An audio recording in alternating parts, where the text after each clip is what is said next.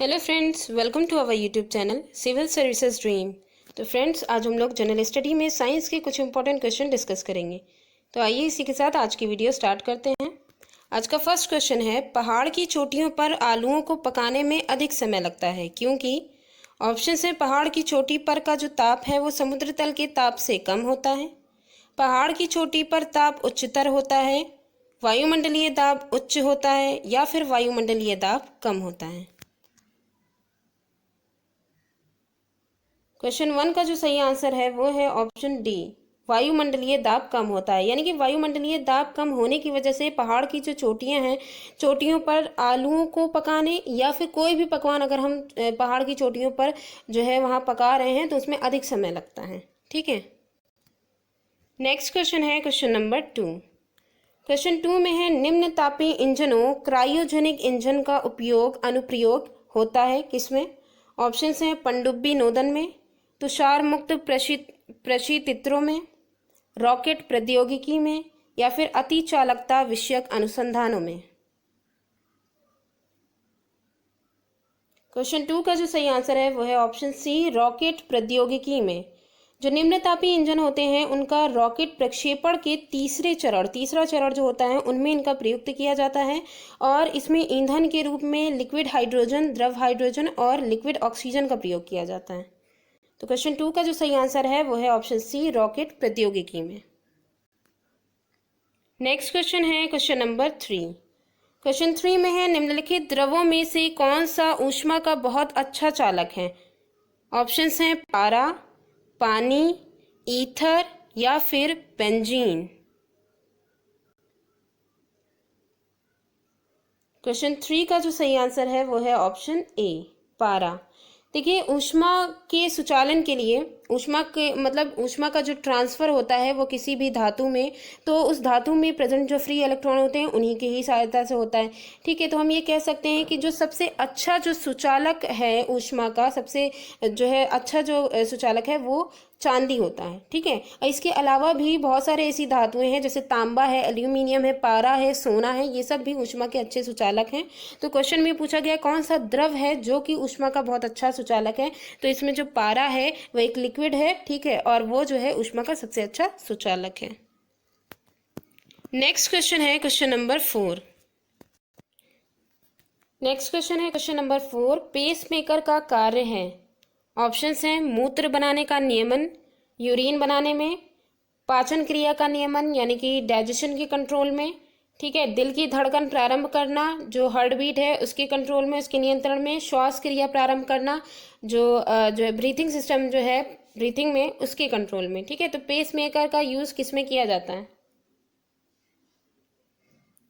Question 4 का जो सही आंसर है वो है ऑप्शन सी, दिल की धड़कन प्रारंभ करना। पेस मेकर जो है वह एक मेडिकल उपकरण होता है जिसका संचालन बैटरी के माध्यम से किया जाता है, यानी बैटरी के द्वारा ही ये स्टार्ट होता है और इससे दिल की धड़कनों को नियमित व नियंत्रित करने के लिए इसका लगाया जाता है, इसका यूज किया जाता है। हार्ट बीट जो होती है इसको कंट्रोल करने में इसका यूज होता है। नेक्स्ट क्वेश्चन है क्वेश्चन नंबर 5।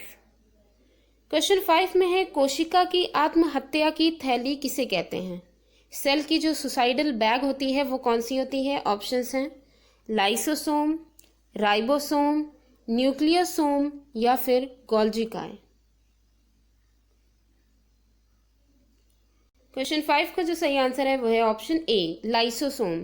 कोशिका की आत्महत्या की थैली या सुसाइडल बैग लाइसोसोम को कहते हैं। लाइसोसोम जो होती है वो कोशिका में, लाइसोसोम में होता क्या है, ये कोशिका में पाचन क्रिया के लिए उत्तरदायी होता है, डाइजेशन के लिए ये बहुत ही इंपॉर्टेंट होता है क्योंकि इसमें जितने भी डाइजेस्टिव जो लिक्विड्स होते हैं या पाचक रस जो होते हैं वो इनमें भरे रहते हैं। ठीक है, और ये पाचक रसों से भरा एक कोशिकांग है, सेल ऑर्गेनेल है। यदि किसी कारणवश कोशिका के अंदर लाइसोसोम फट जाए, ठीक है, तो क्या होगा कि ये जितने भी डाइजेस्टिव एंजाइम है वो पूरे कोशिका द्रव में फैल जाएंगे। तो सेल के अंदर जो अदर जितने भी ऑर्गेनेल हैं जैसे कि माइटोकॉन्ड्रिया या जो है एंडोप्लाज्मिक रेटिकुलम, न्यूक्लियस, ये सारे जितने भी अलग अलग हैं, ठीक है, इन सब को वो क्या करेंगे, ये सारे वाइटल कोशिकांग जो है उनका वो पाचन करने लग जाएंगे।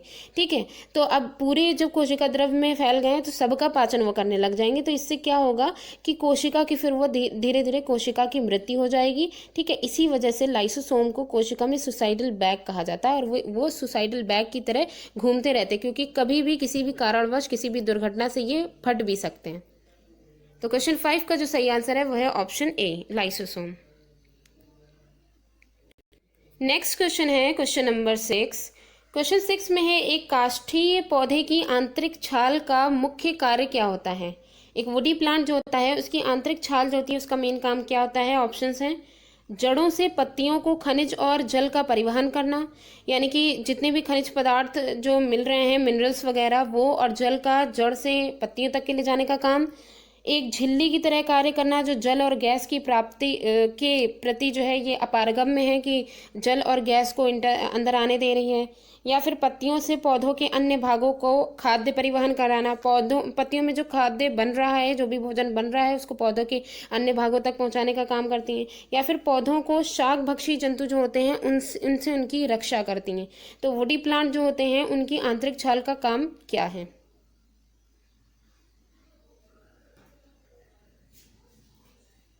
क्वेश्चन 6 का जो सही आंसर है वो है ऑप्शन सी, पत्तियों से पौधों के अन्य भागों को खाद्य परिवहन कराना। एक काष्ठीय पौधे यानी वुडी प्लांट जो होते हैं उनकी आंतरिक छाल का मुख्य कार्य होता है पत्तियों से पौधों के अन्य भागों को खाद्य परिवहन करवाना, भोजन को जो है बाकी के जितने भी पोर्शंस होते हैं वहां तक पहुंचाने का काम होता है।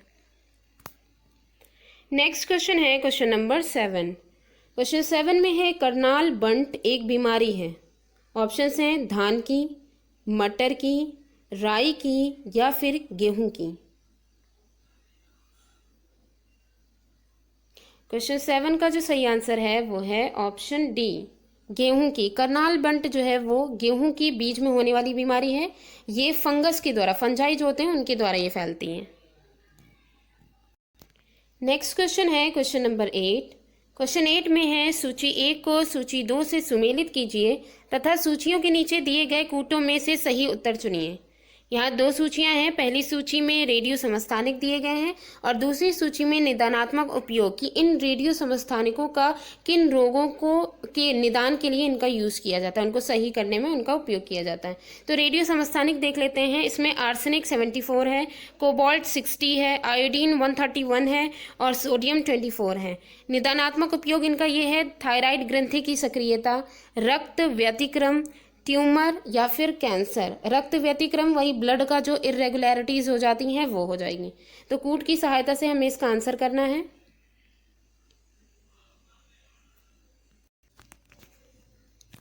क्वेश्चन 8 का जो सही आंसर है वो है ऑप्शन सी, 3412। तो आइए एक बार मैच करके देख लेते हैं कि जो इसमें आर्सेनिक 74 है, आर्सेनिक 74 का यूज ट्यूमर के उपचार में किया जाता है। ट्यूमर का जब उपचार होता है उसमें आर्सेनिक 74 का यूज़ किया जाता है। और फिर है कोबाल्ट 60। कोबाल्ट 60 का यूज़ जो है कैंसर, खासकर ब्लड कैंसर जो होता है उसके उपचार के लिए, उसके निदान के लिए इसका उपयोग किया जाता है।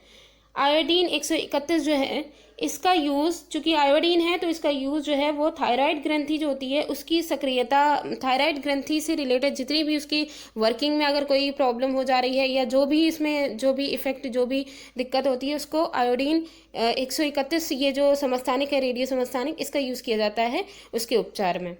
सोडियम 24 जो है इसका रक्त व्यतिक्रम, यानी कि ब्लड में जब इरेगुलरिटीज़ या फिर कोई भी डिफिकल्टीज आती हैं तो उनको सही करने के लिए जो है सोडियम 24 का यूज़ किया जाता है। तो क्वेश्चन 8 का जो सही आंसर है 3412, ये सही है। ठीक है, नेक्स्ट क्वेश्चन है क्वेश्चन नंबर 9। क्वेश्चन 9 में है, सहसंयोजी आबंध यानी कोवेलेंट बॉन्ड किसके कारण बनता है।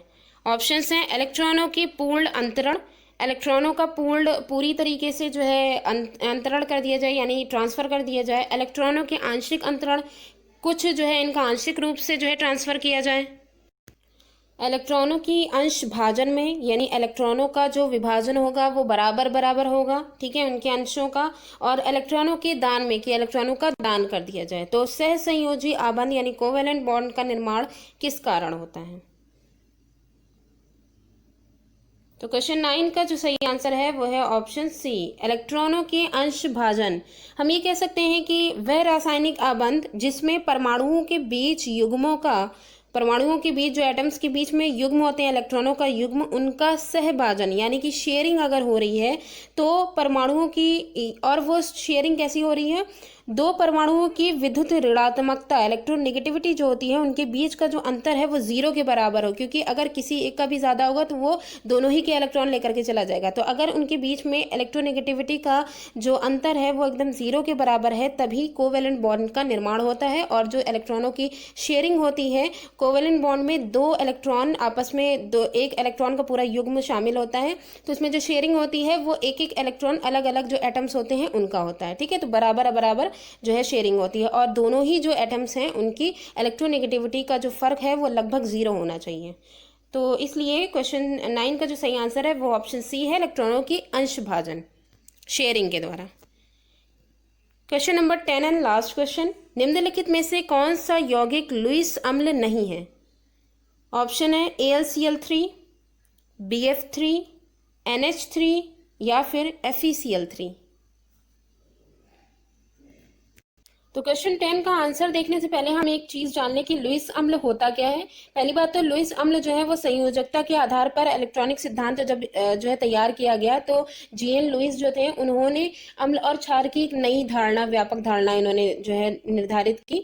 ठीक है, जिसमें लुईस एसिड कहा गया और लुईस बेस कहा गया। तो लुईस एसिड वो होते हैं, वे पदार्थ या वे अणु होते हैं जो किसी रासायनिक अभिक्रिया में अपने इलेक्ट्रॉन पेयर, ठीक है, इलेक्ट्रॉन लोन पेयर जो होते हैं वो ग्रहण करते हैं कोऑर्डिनेट बॉन्ड के द्वारा। ठीक है, तो वो लुईस एसिड हो जाएंगे। लुईस बेस जो होते हैं वो वे पदार्थ होते हैं जो रासायनिक अभिक्रिया में इलेक्ट्रॉन पेयर को त्याग देते हैं। ठीक है, तो वो क्या कहलाएंगे? लुईस बेस कहलाएंगे। अब यहाँ पे क्वेश्चन ये पूछा जा रहा है कि इन सभी चारों यौगिकों में से लुईस अम्ल नहीं है। तो देखिए जो लुईस अम्ल के जो ऑप्शंस हैं वो कौन कौन है? BF3 एक लुईस अम्ल है, ठीक है, और AlCl3 एक लुईस अम्ल है और FeCl3 जो है ये भी एक लुईस अम्ल है। लेकिन यहाँ पे जो NH3 है ये लुईस बेस होता है। ठीक है, ये क्या होता है? ये एक लुईस बेस है, तो इस वजह से यही हमारा जो है लुईस अम्ल नहीं होगा, यही आंसर होगा। आज की वीडियो हमारी यहीं पे ही एंड होती है।